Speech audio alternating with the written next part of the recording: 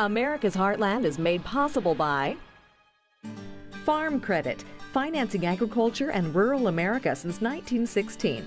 Farm Credit is cooperatively owned by America's farmers and ranchers. Learn more at farmcredit.com. Crop Life America, representing the companies whose modern farming innovations help America's farmers provide nutritious food for communities around the globe. Hi there, I'm Rob Stewart. Are you up for some corn dogs, cotton candy, livestock, and music on the Midway? We're taking you cross-country to share some fun at America's fairs and festivals. Ready for some Southern home cooking? We'll head for Southeast Tennessee and the National Cornbread Festival. Then, a little motor mayhem is part of the attraction at this rural fair in Wisconsin. Those corn dogs may be traditional fair food, but our Sharon Vachnan has some other ideas about Heartland recipes in our Farm to Fork segment. And then, an Iowa community celebrates its heritage with a very unique festival and parade. It's all coming up on America's Heartland. You can see it in the eyes of every woman and man in America's heartland, living close to the land. There's a love for the country and a pride in the brand. In America's heartland, living close to the land.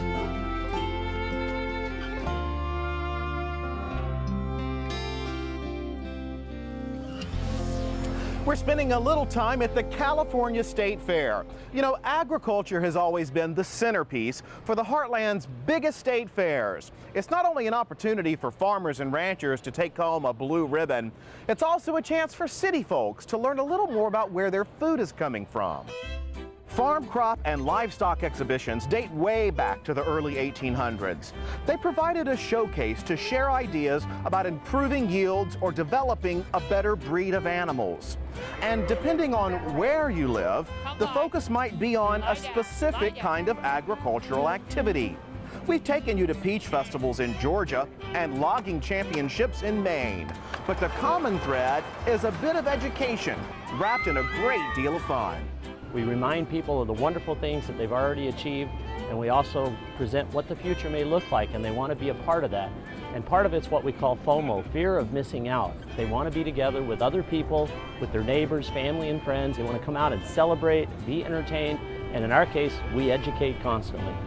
While fairs and festivals have been around for a long time, there's still something about the old school attractions that brings them through the gate. Let me give you a gee whiz number. State and agricultural fairs like this one will draw more than 150 million visitors a year.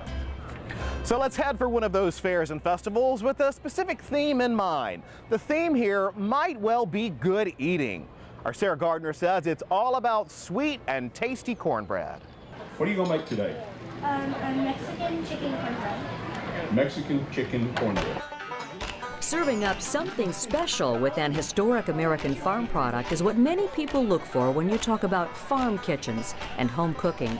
And for chefs, young and old, the National Cornbread Festival celebrates a culinary creation that predates the American Revolution. Wow! Oh, smell that. That looks good, doesn't it? But this celebrated cook-off actually started as a way to heat up the economy in this rural southern community. When a new interstate siphoned off travelers passing through South Pittsburgh, Tennessee, the locals went looking for a way to bring visitors back. So how about something this community knew something about? I suggested cornbread, and the other two people in the room, including my wife, said that's the stupidest idea I've ever heard. But we thought about it a while and pitched it to the community and had a meeting of local citizens and came up with the idea, and the rest is history.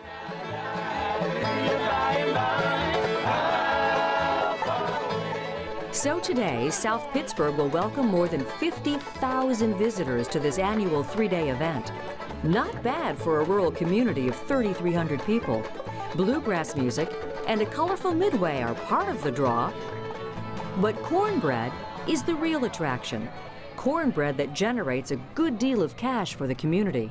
The last 12 years we've donated over $1 million back to the downtown area to use for streetscape and a library, restoration of the theater, and any number of activities that help to make our small town great.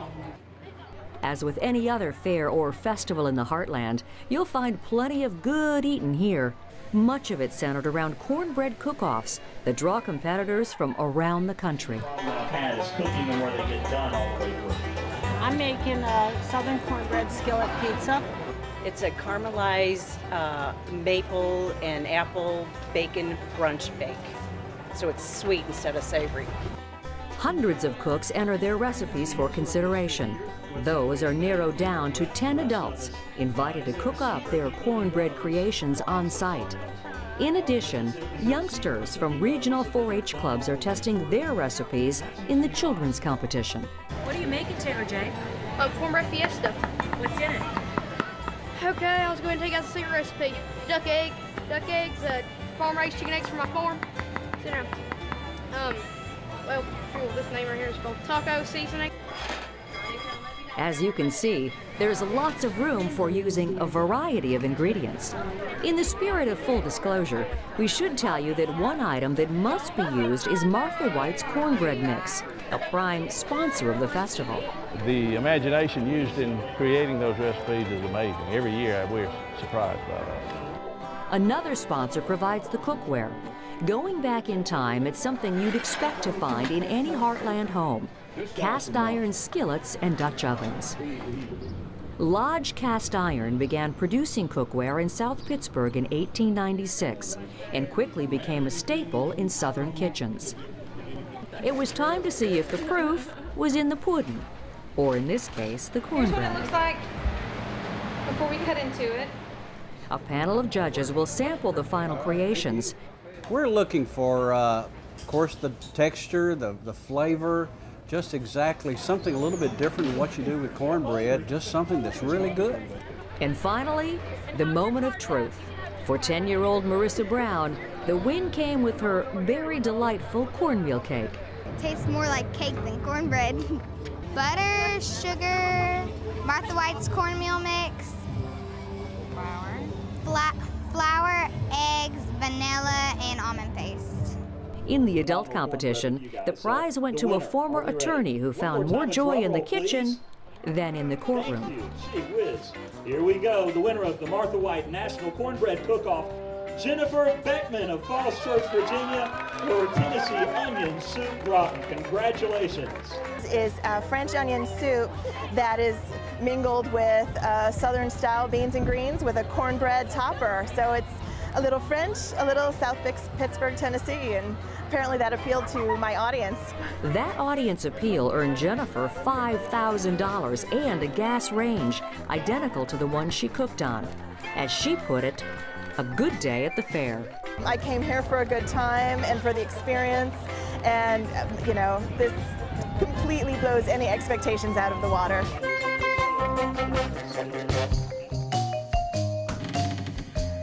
Native Americans were making cornbread long before European settlers arrived in the New World. Cornbread became a cornerstone of Southern cooking, along with Johnny cakes, hush puppies, and corn fritters. Oh, and don't forget that corn is an essential ingredient in Latin American favorites, tamales and tortillas. Entertainment is, of course, a key part of any fair or festival. Think of all the options: big-name bands, harness racing, horse shows, or even pie-eating contests. But Jason Schultz takes us to a fair in Wisconsin, where some old-style motor mayhem is the attraction. And in this case, one of the competitors has a day job on his family's dairy farm.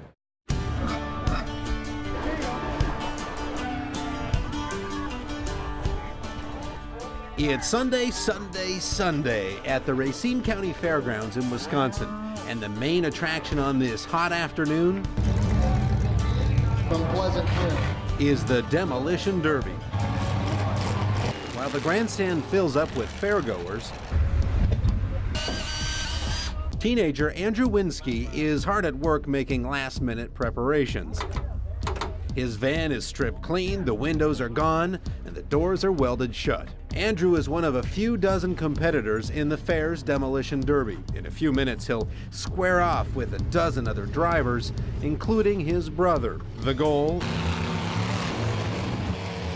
Smash all the other vehicles into submission before they smash you. Once a vehicle has been cleared to compete, there aren't many rules for the demolition derby. Don't slam into the driver's side door of another vehicle. If the horn blows, stop where you are. And if your car catches on fire, well, get out. The derby rounds before Andrew's competition are fierce and a good sign of what he's got in store. It's muddy, dangerous, and loud. And last year, Andrew won his division, large trucks and vans. But it's a far cry from the dairy farm where Andrew spends most of his off-school hours. We gotta fill grain pails to feed all the calves in the pens. The freestyle barns gotta be scraped out. And then we got a little sand leveler that levels the beds off for the cows. As soon as school is out, you'll find Andrew along with his brother helping out their grandfather. From corralling the cows to milking, they may not live on the farm, but they carry that farm kid title with pride. I love being here. But this is a family thing, you know, we don't hire, you know, other than we get some kids to help. But at least, you know, the younger generation, they got to start somewhere. But he's real good, and both of them are. As Andrew's grandfather Marv scales back some of the work he does on the dairy farm, the responsibility grows for Andrew and his brother. Andrew hopes someday to take over the family farm. Well, I want to stay around here. I don't want to move out of this area. I just love it here. You'll find examples of Andrew and his brother's agricultural endeavors at the county fair hog barn. Like many other kids in rural areas, they bring their livestock here for judging. But for the Winsky brothers, today's not about the care it takes to raise animals. It's about the guts it takes to endure this muddy madness. The afternoon and evening demolition derby competitions will draw thousands of fans. Some will get covered in mud, and all will sit in the sweltering sun. I think it would be snowing and they'd all come, you know. For some reason, the people like to see stuff smash up. I've watched it since I was a kid. And my uncle did it when he was younger. And I just said, yeah, I'm gonna try it.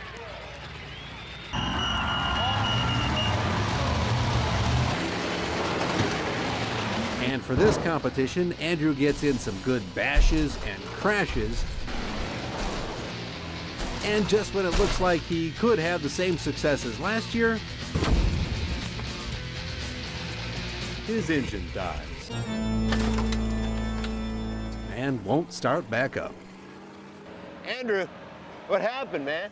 Well, I don't know. I'm not sure. The battery came out of the little holder thing, and it pulled the wire to power the fuel pump, so it wasn't pumping no fuel. And at least it's in good enough shape to go to another fair. Just like in farming, in demolition derby, you win some and you lose some. Fortunately for this teenager, he's got plenty of years ahead for winning at the fair and on the farm.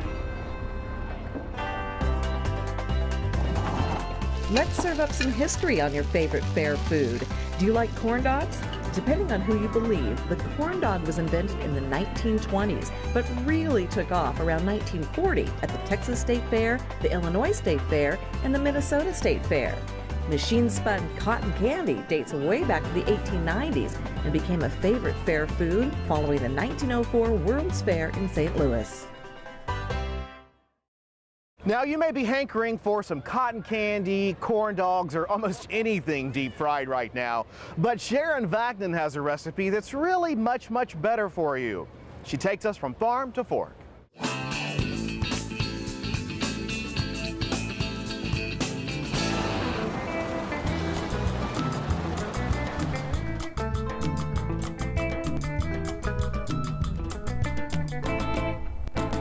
Barley is one of the more overlooked grains, probably because 98% of the barley produced ends up being used to make beer. Well, that 2%, it can be used in many ways. Barley is a very versatile grain, So today I'll be making a barley, corn, and blue cheese salad and barley crepes with an apple barley filling. I've already cooked the barley, which is as simple as boiling it in water for about 45 to 50 minutes until it's soft and ends up having a texture a lot like brown rice or pasta. But first, let's prepare the rest of our ingredients for this salad. So we've got our corn here. So we'll flip the corn on its head and just cut straight down. I'm using fresh corn here, not canned corn, because I want that nice, crunchy contrast to the soft barley pearls. Corn's in, so next up we'll add some cherry tomatoes for that nice acidic kick. We'll throw in some avocado for that creamy texture and that beautiful green color. I love red onions in my salad, but this time I sauteed them a little bit so they're going to be a little bit sweeter. And finally, of course, our barley. So let's throw in maybe a cup and a half here. So for our dressing, I've got an orange here, and that goes right into my blender. We want about a quarter cup of orange juice. We'll add a couple tablespoons of white balsamic vinegar, and of course, some honey, some salt, and pepper. So to bring this vinaigrette together, we're gonna hit it with the lid, and of course, drizzle in some olive oil while it's going. This will allow us to emulsify it and give us a creamier vinaigrette. Here we go. Check out that beautiful orange color. Goes right into our salad. I mentioned barley has a nutty flavor, and that always goes well with fruit, especially something really citrus like oranges. Now, before I add a few finishing touches to this salad, we're going to let it sit for a bit, marinate, and in the meantime, we'll work on another dish that uses barley in an unexpected way. We've got our flour, add a little salt, and that's it for our dry ingredients. Now to that, we want to add 2 eggs and 1 1/4 cups of milk. The batter you end up with should be relatively watery. You don't want it to be thick like a pancake batter. Crepes are much thinner. So our batter looks lump-free. It's the right consistency, but before we go to the stove, we need it to rest for about 10 to 15 minutes. When our pan warms up, we'll just take about 1/3 cup of the batter, put it in on one side here, and quickly swirl it around. Now you know the crepe is ready to be flipped when those edges start curling up. So what I like to do is I'll just take a spatula, then grab them with my hands, flip it over, and that's a beautiful crepe. The second side doesn't need as much time. Check it out. And we're good.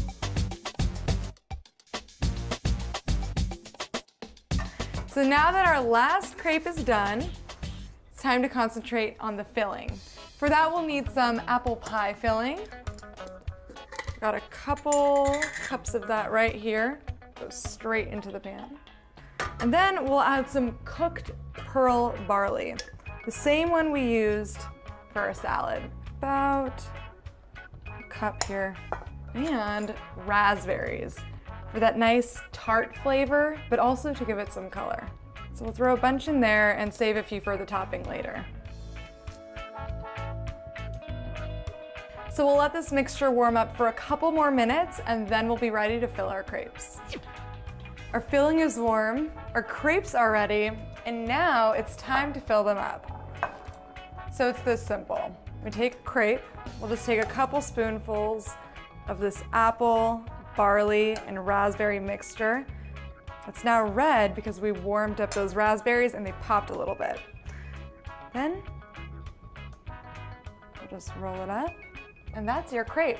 Let's make 2 more.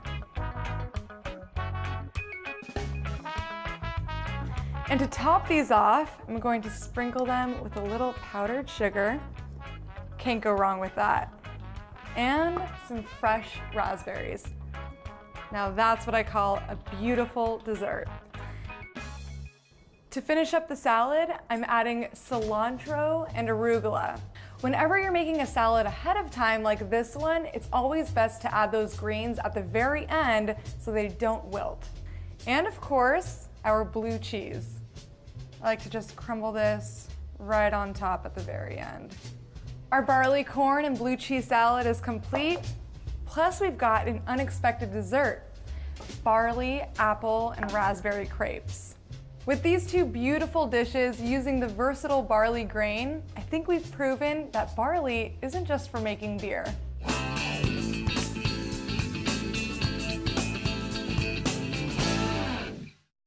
When you think about it, fairs and festivals are a way to share the best of what we have to offer. It's a chance to generate pride about your home, your farm, and your community. That's why festivals are such an integral part of rural life in many parts of the country. Neighbors get together and demonstrate what makes their lives special and what brings them together. Case in point, Jason Schultz takes us to a small community in Iowa.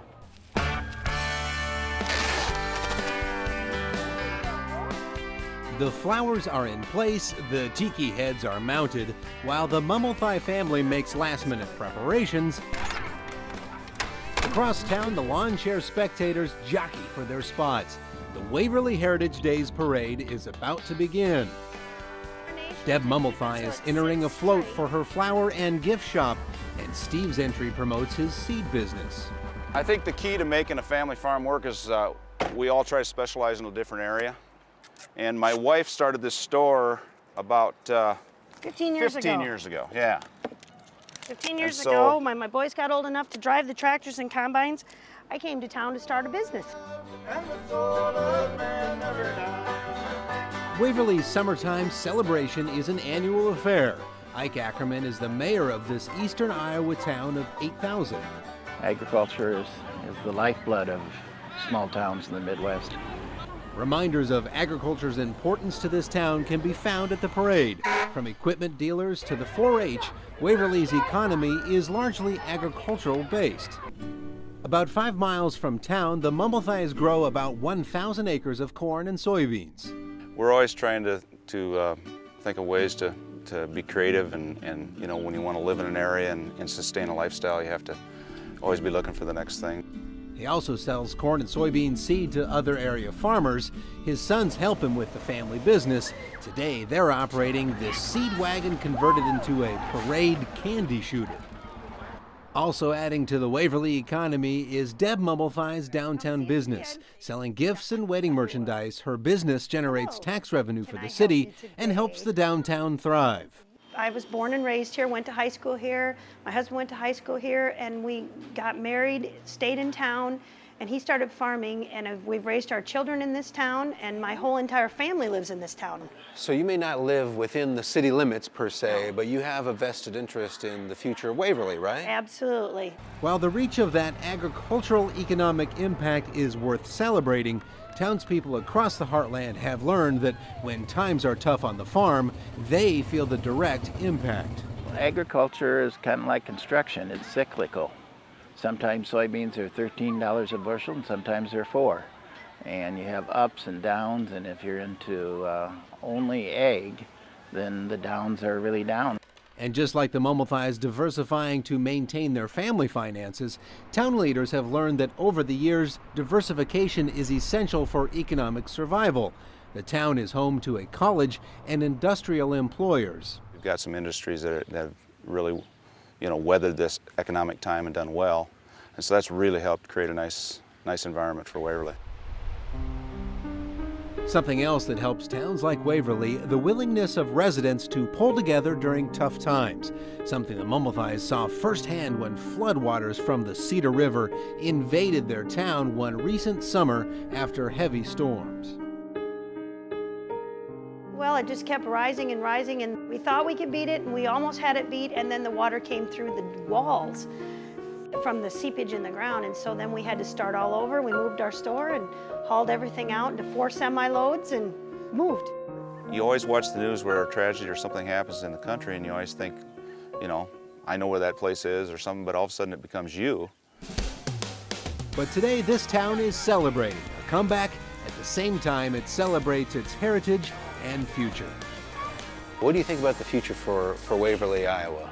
I think the future for Waverly is good. You know, we're hoping that people just stay on top of it and keep supporting each other and keep living life like you enjoying it, like you should.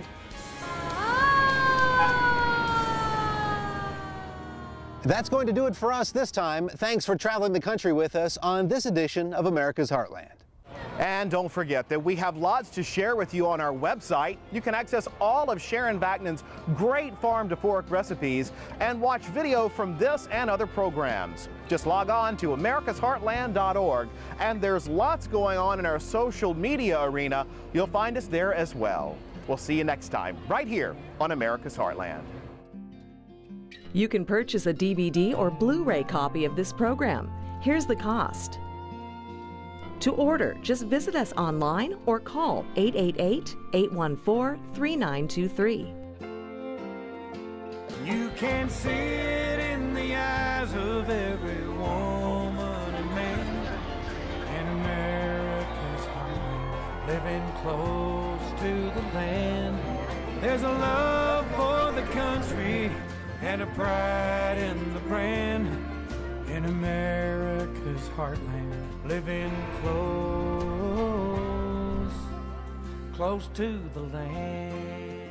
America's Heartland is made possible by Farm Credit, financing agriculture and rural America since 1916.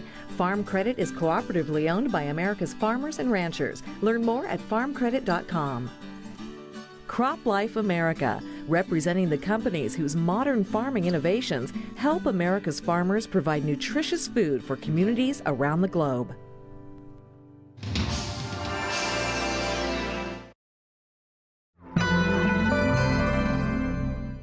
About Heartland recipes in our Farm to Fork segment.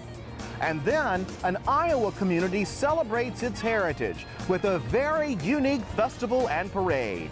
It's all coming up on America's Heartland. You can see it in the eyes of every woman and man in America's heartland, living close to the land. There's a love for the country and a pride in the brand in America's heartland, living close to the land.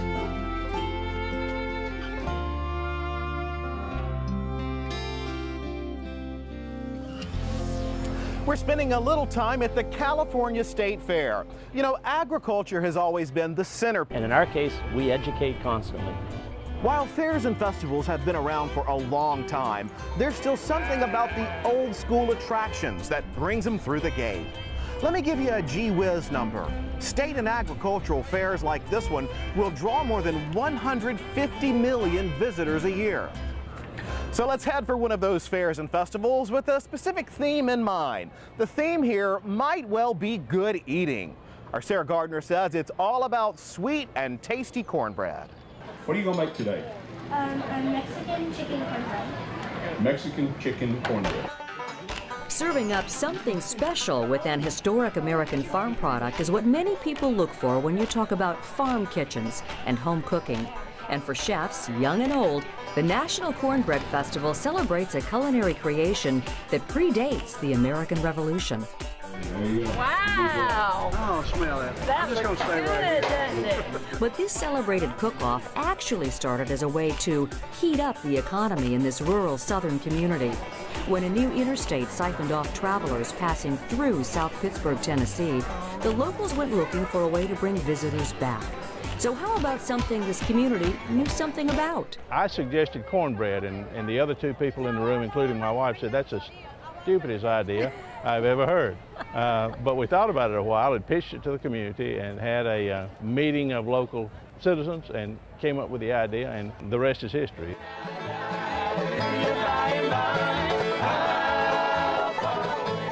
So today, South Pittsburgh will welcome more than 50,000 visitors to this annual 3-day event.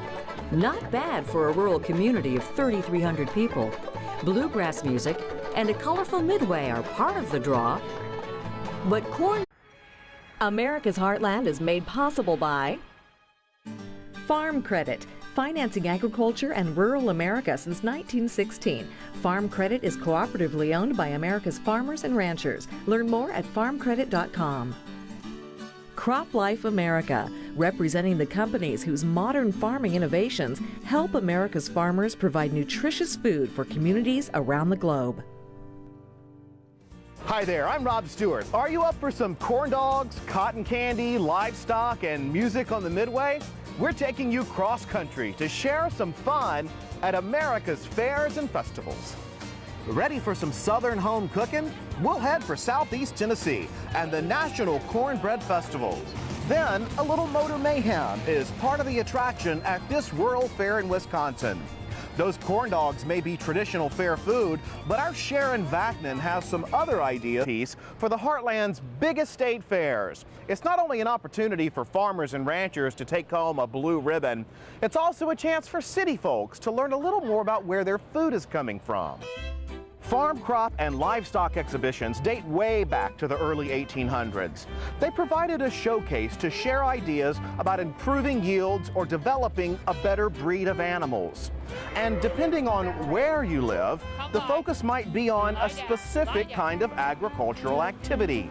We've taken you to peach festivals in Georgia and logging championships in Maine. But the common thread is a bit of education wrapped in a great deal of fun.